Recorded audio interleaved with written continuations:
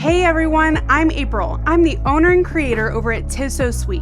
I make custom bags, purses, totes, zipper pouches, and other unique handmade items. I love all things Disney and absolutely enjoy making bags that bring joy to your heart and a smile to your face. If you would like to follow me in my shop, you can find me over on Instagram at 'Tis So Sweet. I'd love to connect with you and get to know you. Now that we've gotten to know each other some, I would like to welcome you to our Sewing 101 series here on Auntie Tay's YouTube channel. In this series, we will be going over the basics. I'm talking from the ground up.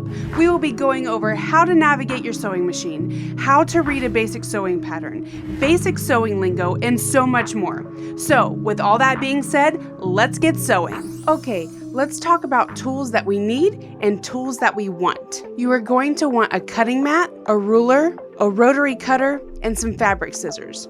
These things are going to allow you to cut out your fabrics with ease.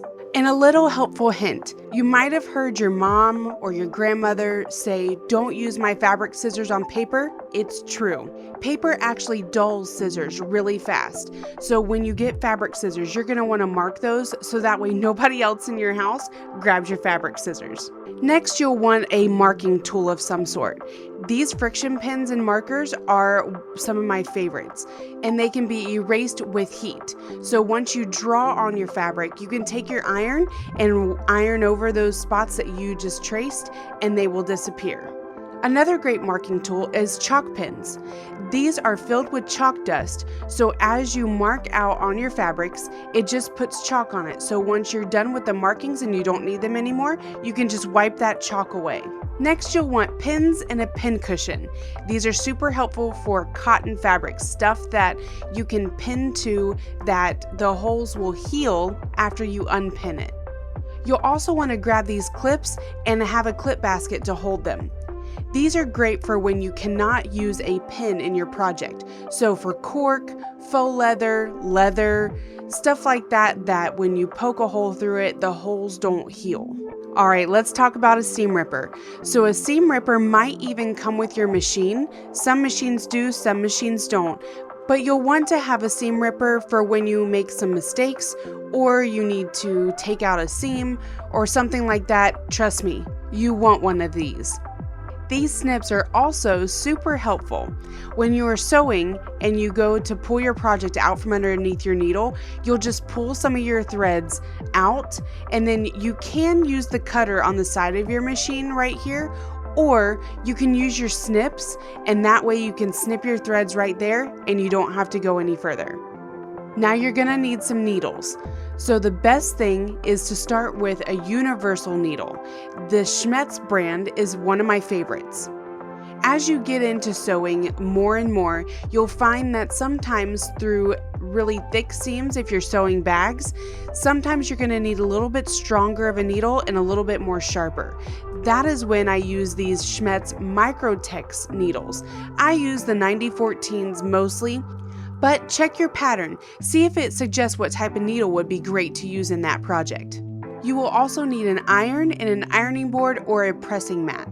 There are several other options that you can use instead of an iron and an ironing board. You can use a Cricut Easy Press, you can use a heat press, or you can use one of those mini irons. You'll be using your iron to iron your fabrics before your project, during your project, and after your project. So you're definitely going to want something that can get into small spaces. The next thing that is vital to sewing is thread. There's lots of thread out there, but the best thing for your machine is a polyester type of thread. This thread is not going to have all the fuzzies that's going to get caught inside of your machine. It is totally fine to use cotton thread. However, you will need to clean your machine out more often than if you use a polyester thread. Also, polyester thread is stronger than cotton thread, so your project will last longer. And while we're talking about thread, you'll need some extra bobbins. These bobbins are what goes in the bottom of your machine, so it does the thread that's underneath your top thread. Extra bobbins are vital for when you go to change out the color of your thread, or if you're working on a big project like a big bag, you'll want to preload some bobbins with the thread that you are using for that bag. The final thing that is in the need category is either a chopstick or something called a stiletto. These are going to help you poke out the corners in your final project for that finishing touch.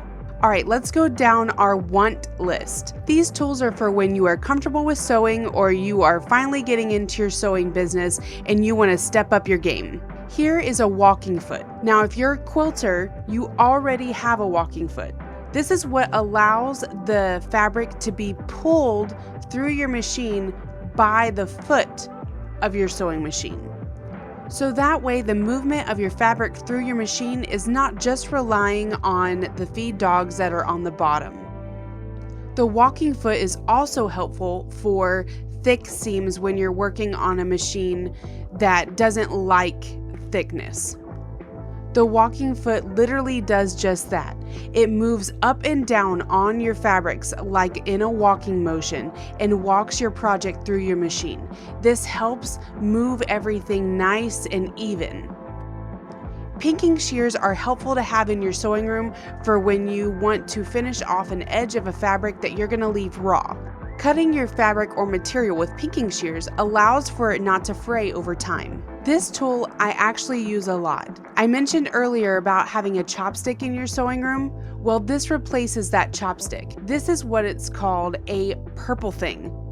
Yes, it's purple and it's a thing, but that is also the official name of it as well. This tool helps you poke out corners and smooth out all edges inside your project before you are finally finished. Another great thing to have right by your sewing machine is one of these small clear rulers. You'll never believe how many times I've reached for this tool. It helps me measure out my seam allowances and also helps me measure small things that I need to measure at the sewing machine.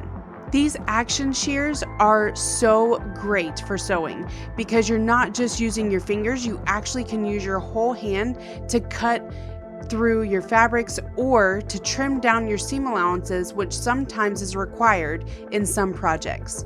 Let's talk about sticky stuff. So this fabric glue called Fabri-Tac is something I use all the time when I'm attaching zippers to my project. This helps keep it in place instead of using clips or pins. This double-sided tape also does the same thing. The cool thing about the double-sided tape is you can get a wash-away one. That way, in your finished project, you can just spritz it with water and wipe it away. Now, while I can go on and on about tools that I want in my sewing room, we will just leave it here. I think I've given you enough. Well, thanks so much for joining me today on Sewing 101 here on Auntie Tay's YouTube channel. I'm April from 'Tis So Sweet, and I'll see you later.